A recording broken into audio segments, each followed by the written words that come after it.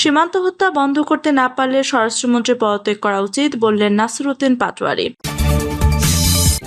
এদিকে মাথা উঁচু করে দ্রুত ফিরব আনন্দবাজারকে শেখ হাসিনা। জানাবো দলের পুলিশ হতে চাইলে পরিণতি ভালো হবে না বললেন হাসনাত আব্দুল্লাহ।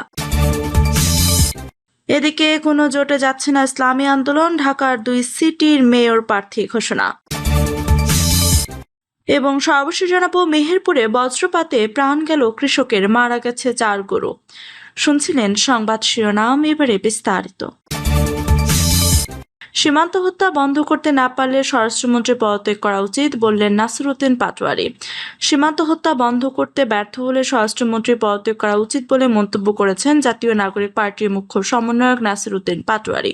ভারত থেকে বসে শেখ হাসিনা বাংলাদেশের মানুষকে ডিস্টার্ব করছেন বলে অভিযোগ করেন তিনি। তাকে দেশে ফিরিয়ে এনে ফাঁসির দড়িতে ঝুলাতে পারলে সীমান্ত হত্যা বন্ধ হবে। তিনি আরো বলেন, সীমান্ত হত্যা বন্ধ করতে না পারায় বর্তমান স্বরাষ্ট্রমন্ত্রী পদত্যাগ করা উচিত।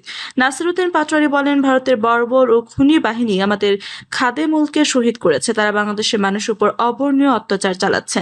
যুব সমাজকে ধ্বংস করার জন্য পরিকল্পিতভাবে সীমান্তে মাদক ও ইয়াবা সরবরাহ করছে ভারত। তিনি আরো বলেন, সম্প্রতি কসবাতেও কয়েকটি হত্যাকাণ্ড ঘটেছে, কিন্তু সরকার এ বিষয়ে নীরব ভূমিকা পালন করছে। বিজেপিকে আরো শক্তিশালী করার দাবি জানিয়ে তিনি বলেন, নিহত খাদিমুলের বাবা জানিয়েছেন তার ছেলে মাছ ধরতে গিয়ে বিএসএফ এর গুলিতে শহীদ হয়েছেন। অথচ বিজেপি যে প্রেস রিলিজ দিয়েছে তা পুরোটাই বিএসএফ এর সাজানো বয়ানের কপি। আমরা মনে করি বাংলাদেশের সাধারণ মানুষ চোরাচালান করে না, সীমান্তে প্রতিটি মানুষ আজ অত্যাচার ও নির্যাতনের শিকার। ঐতিহাসিক প্রেক্ষাপট টেনে এনসিপির এই নেতা বলেন, জিয়াউর রহমান যখন ক্ষমতায় এসেছিলেন তখন শেখ মুজিবের গুন্ডা বাহিনী ভারতে পালিয়ে গিয়ে সেখান থেকে সরকারকে ডিস্টার্ব করেছিল, কিন্তু একই কায়দার শেখ হাসিনা উপারে বসে বাংলাদেশের মানুষকে ডিস্টার্ব করে যাচ্ছেন। এমনকি পশ্চিমবঙ্গের রাজ্য সরকারের সঙ্গে যুক্ত হয়ে সীমান্তে পরিকল্পিতভাবে হত্যা চালাচ্ছেন। সীমান্তে নিহত ব্যক্তিদের পরিবারকে ক্ষতিপূরণ দেওয়ার দাবি জানিয়ে তিনি বলেন, এযাবৎকালে সীমান্তে যত মানুষ নিহত হয়েছে সরকারকে তাদের সবার পরিবারকে ক্ষতিপূরণ দিতে হবে। আমরা যদি সরকার গঠন করতে পারি তবে প্রতিটি সীমান্ত শহীদ পরিবারের জন্য বাড়ি নির্মাণ করে দেওয়া হবে। পশ্চিমবঙ্গ ও আসাম সীমান্ত পরিস্থিতির কথা উল্লেখ করে তিনি সরকারকে দ্রুত রেড অ্যালার্ট জারির আহ্বান জানান। একই সঙ্গে সীমান্তবাসীকে নিজেদের সুরক্ষায় সংঘবদ্ধ হওয়ার পরামর্শ দেন। স্বরাষ্ট্র মন্ত্রণালয়ের সমালোচনা করে নাসিরউদ্দিন পাটোয়ারি বলেন, সরকার নিশ্চুপ থাকছে, সীমান্ত হত্যা বন্ধ করতে না পারলে স্বরাষ্ট্রমন্ত্রী অবিলম্বে পদত্যাগ করা উচিত। তারা যদি দায়িত্ব পালন করতে না পারেন তবে আমাদের দায়িত্ব দিক, আমরা সরকারে এলে ইনশাল্লাহ সীমান্ত হত্যা চিরতরে বন্ধ করব। মাথা উঁচু করে দ্রুত ফিরব আনন্দবাজারকে শেখ হাসিনা। বাংলাদেশে বিএনপি ক্ষমতায় আসার পর দ্বিপাক্ষিক সম্পর্কে নতুন ইনিংস শুরু করেছে মোদী সরকার। তবে গত মাসে নয়াদিল্লিতে এসে সে দেশের বিদেশমন্ত্রী খলিলুর রহমান শেখ হাসিনা এবং প্রাক্তন স্বরাষ্ট্রমন্ত্রী আসাদুজ্জামান খান কামালকে প্রত্যর্পণের আর্জি ফের জানিয়েছেন। বিদেশ মন্ত্রক সূত্রের খবর, হাসিনাকে ফেরত পাঠানো নিয়ে কোনো চিন্তা ভাবনা এখনো প্রধানমন্ত্রী দফতরে নেই। এই পরিস্থিতিতে তার নিজের এবং আওয়ামী লীগের অন্য নেতাদের দেশে ফেরা নিয়ে একান্ত সাক্ষাৎকারে মুখ খুললেন শেখ হাসিনা। প্রসঙ্গত, 6 বছরের নির্বাসিত জীবন কাটিয়ে 1981 সালের 17 মে তিনি নিজ দেশে ফিরেছিলেন। তার ঠিক 45 বছর পর ভারতে চলে আসা হাসিনার বক্তব্য, আমাকে 19 বার হত্যার চেষ্টা করা হয়েছে। 2004 সালে 21 আগস্ট গ্রেনেড হামলা করে আমাদের দলকে ধ্বংস করে দেওয়ার ষড়যন্ত্র হয়েছে, কিন্তু থামানো যায়নি। সৃষ্টিকর্তা যেহেতু বাঁচিয়ে রেখেছেন, আমি দ্রুতই বাংলাদেশের মাটিতে ফিরব। মাথা উঁচু করে দেশে গণতান্ত্রিক পরিবেশ ফেরানোর গর্ব নিয়ে ফিরব।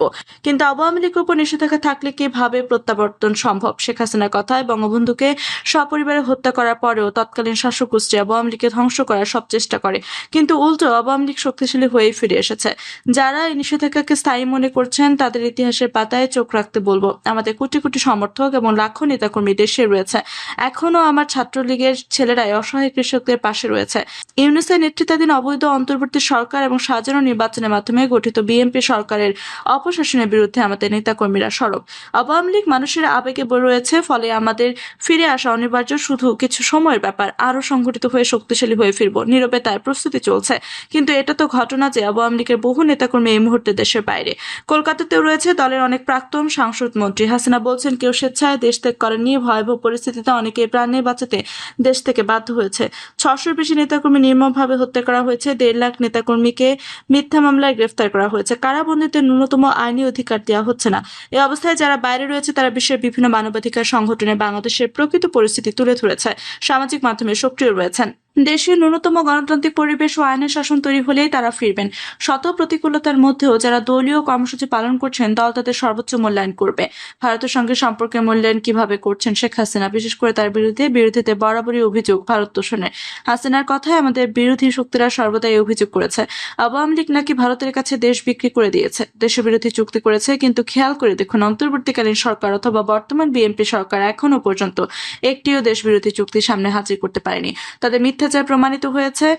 তার সংযোজন 1996 সালে ক্ষমতায় এসেই আমরা গঙ্গা পানি চুক্তি করেছিলাম। 2014 সালে আন্তর্জাতিক আদালতে সমুদ্র সীমা সংক্রান্ত বিরোধ নিষ্পত্তির মাধ্যমে ভারত থেকে প্রায় 20,000 বর্গ কিলোমিটার সমুদ্র সীমা বাংলাদেশের মানচিত্রে যোগ করেছিলাম। 2015 সালে স্থল সীমান্ত চুক্তির মাধ্যমে ছিটমহল সমস্যার স্থায়ী সমাধান করা গিয়েছে। ভারত বাংলাদেশের মৈত্রী পাইপলাইনটি এই জ্বালানি সংকটের সময় বাংলাদেশের লাইফলাইন। এর মধ্যে কোনটা অন্য দেশের দাবিদারি বিএনপি বলুক। এটা ঘটনা যে বিদেশ নীতির ক্ষেত্রে আওয়ামী লীগ দেশের জনগণের স্বার্থকে অগ্রাধিকার দিয়ে এসেছে।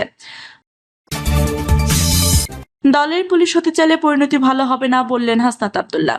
আপনারা যদি কোনো বিশেষ দলের পুলিশ হতে চান তবে তার পরিণতি ভালো হবে না। আপনাদের কোনো রাজনৈতিক দলের লাঠিয়াল বাহিনী হওয়ার প্রয়োজন নেই। আপনারা বাংলাদেশের জনগণের পুলিশ হয়ে উঠুন, তাহলে দেশের মানুষই আপনাদের পাশে দাঁড়াবে। চট্টগ্রামের মেয়রকে উদ্দেশ্য করে ও শিক্ষার্থীদের উপর পুলিশ অ্যাকশনের তীব্র সমালোচনা করে হাসনাত আব্দুল্লাহ বলেন, জুলাই আন্দোলনে যে ছেলেমেয়েরা রাজপথে মার খেয়েছে, আজকে দেখলাম সেই ছেলেগুলোকে পুলিশ টেনে হিচড়ে নিয়ে যাচ্ছে। অথচ শিক্ষার্থীরা যদি সেদিন রাজপথে নেমে না আসতো তবে আজকের এই পট পরিবর্তন সম্ভব হতো না। ছেলে মেয়েরা যদি রাস্তায় নেমে না আসতো তাহলে আজকে আপনি মেয়র হতে পারতেন না। চট্টগ্রাম সিটি কর্পোরেশনের বর্তমান মেয়রের সমালোচনা করে তিনি আরো বলেন, হাসিনার আমলে সব নির্বাচনকে অবৈধ বললেও নিজের নির্বাচনকে বৈধ দাবি করা দ্বিমুখী নীতি। হাসিনার সবই খারাপ, শুধু নিজের নির্বাচনটা ভালো, এমন মানসিকতা পরিহার করতে হবে। এই মেয়াদ উত্তীর্ণ অবৈধ মেয়র আজ শিক্ষার্থীদের পেছনে পুলিশ লেলিয়ে দিয়েছেন। জুলাই বিপ্লবে গ্রাফিতি মুছে ফেলার চেষ্টার প্রতি ইঙ্গিত করে তিনি প্রশ্ন তোলে, জুলাই গ্রাফিতিতে আপনাদের এত ভয় কিসের? পুলিশ বাহিনীর উদ্দেশ্য হাসনাত আব্দুল্লাহ আরো বলেন, আমরা আমাদের জায়গা থেকে পুলিশের পেশাগত স্বাধীনতা, সার্বিক সুরক্ষা নিশ্চিত করতে চাই। আমরা জানি আপনাদের অনেক সীমাবদ্ধতা আছে, কিন্তু নিজের সন্তানের মুখের দিকে তাকিয়ে, দেশের ভবিষ্যতের দিকে তাকিয়ে আর কখনো কোনো দলের হয়ে কাজ করবেন না। আর যদি আপনারা দলের পুলিশ হইতে চান তাহলে পরিণতি ভালো হবে না। বিগত দিনে পুলিশ লীগ সেজে ক্ষমতার অপব্যবহার করার পরিণতি তো আপনারা নিজের চোখেই দেখেছেন। আপনারা বাংলাদেশের জনগণের পুলিশে উঠুন, তাহলে বাংলাদেশের জনগণ আপনাদের পক্ষে দাঁড়াবে। বিগত সরকারকে উদ্দেশ্য করে তিনি বলেন, একটা দল তো দেশ ছেড়ে পালিয়ে গেছে, অথচ পালিয়ে থেকেও তারা বড় বড় কথা বলে। এরা বাংলাদেশের রাজনীতি আর কোনোদিনই প্রাসঙ্গিক হতে পারবে না।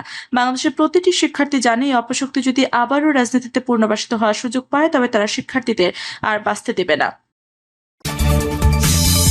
কোনো জোটে যাচ্ছে না ইসলামী আন্দোলন, ঢাকার 2 সিটির মেয়র প্রার্থী ঘোষণা।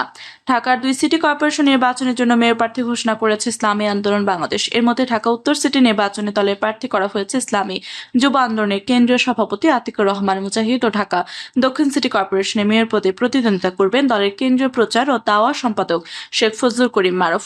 সোমবার বিকেলে সাংবাদিকদের সঙ্গে এক মতবিনিময় সভায় ইসলামী আন্দোলনের আমির সৈয়দ মোহাম্মদ রেজাউল করিম প্রার্থীদের নাম ঘোষণা করেন।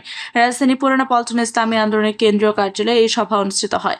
সভায় ইসলামী আন্দোলনের আমির সৈয়দ মোহাম্মদ রেজাউল করিম বলেন, সারা দেশে স্থানীয় সরকার নির্বাচনে ইসলামী আন্দোলন এককভাবে অংশগ্রহণ করবে, কোনো জোটে যাবে না। মেহেরপুরে বজ্রপাতে প্রাণ গেল কৃষকের, মারা গেছে 4 গরু। মেহেরপুরে বজ্রপাতে এক কৃষকের মৃত্যু হয়েছে। বজ্রপাতে পৃথক স্থানে আরো 2 জন আহত এবং মাঠে থাকা 4টি গরুও মৃত্যু হয়েছে। বিকেলের দিকে কালবৈশাখী ঝড়ের সময় এসব ঘটনা ঘটে। আকস্মিক এই ঘটনায় এলাকায় আতঙ্ক ছড়িয়ে পড়ে। ক্ষতিগ্রস্ত পরিবারগুলোর মধ্যে নেমে এসেছে শোক ও উদ্বেগ। নিহত আব্দুর রশিদ মেহেরপুর সদর উপজেলা সোনাপুর গ্রামের বাসিন্দা। আহতরা হলেন গাংনী উপজেলার কসবা গ্রামের ডুবাপাড়া এলাকায় মৃত মুসলিম উদ্দিনের ছেলে রবিউল ইসলাম এবং ভরাট দুর্বলপুর গ্রামের এনামুল হকের মেয়ে খাদিজা খাতুন। স্থানীয় সূত্রে জানা গেছে, বিকেলে মেহেরপুর সদর উপজেলার সোনাপুর এলাকার ভেদাগাড়ি মাঠে মরিচের জমিতে কাজ করতে যান কৃষক আব্দুর রশিদ। এ সময় হঠাৎ কালবৈশাখী ঝড় শুরু হলে তিনি বাড়ি ফেরার চেষ্টা করেন। পথে বজ্রপাতে গুরুতর আহত হন তিনি। স্থানীয়রা তাকে উদ্ধার করলে ঘটনাস্থলে তার মৃত্যু হয়। অন্যদিকে গাংনী উপজেলার কসবা গ্রামের ডুবাপাড়া মাঠে গরু চড়াতে যান রবিউল ইসলাম। বিকেলের দিকে আকাশ কালো হয়ে ঝড় শুরু হলে তিনি গরুগুলো নিয়ে নিরাপদ স্থানে যাওয়ার চেষ্টা করেন। এ সময় বজ্রপাতে তিনি গুরুতর আহত হন এবং ঘটনাস্থলে তার 4টি গরুর মৃত্যু হয়। পরে স্থানীয়রা তাকে উদ্ধার করে গাংনী উপজেলা স্বাস্থ্য কমপ্লেক্সে ভর্তি করে। এদিকে গাংনী উপজেলা ভরাট দুর্বলপুর গ্রামে বাড়িতে থাকা অবস্থায় বজ্রপাতে আহত হয় কিশোরী খাদিজা খাতুন। বজ্রপাতের সময় তিনি ঘরের ভেতরে ছিলেন বলে জানা গেছে। পরে পরিবারের সদস্যরা তাকে উদ্ধার করে গাংনী উপজেলা স্বাস্থ্য কমপ্লেক্সে ভর্তি করেন। গাংনী উপজেলা স্বাস্থ্য কমপ্লেক্সের মেডিকেল অফিসার ডক্টর তাসমারি খাতুন বলেন, বজ্রপাতে আহত রবিউল ইসলাম ও খাদিজা খাতুন হাসপাতালে চিকিৎসাধীন রয়েছে। তাদের শারীরিক অবস্থা পর্যবেক্ষণে রাখা হয়েছে। প্রিয় দর্শক, এই ছিল এখনকার মতো সর্বশেষ সংবাদ। আপনি সব সংবাদ পেতে চ্যানেলটি সাবস্ক্রাইব করে পাশে থাকা বেল বাটনটি ক্লিক করে রাখুন। ধন্যবাদ সবাইকে এতক্ষণ সাথে থাকার জন্য।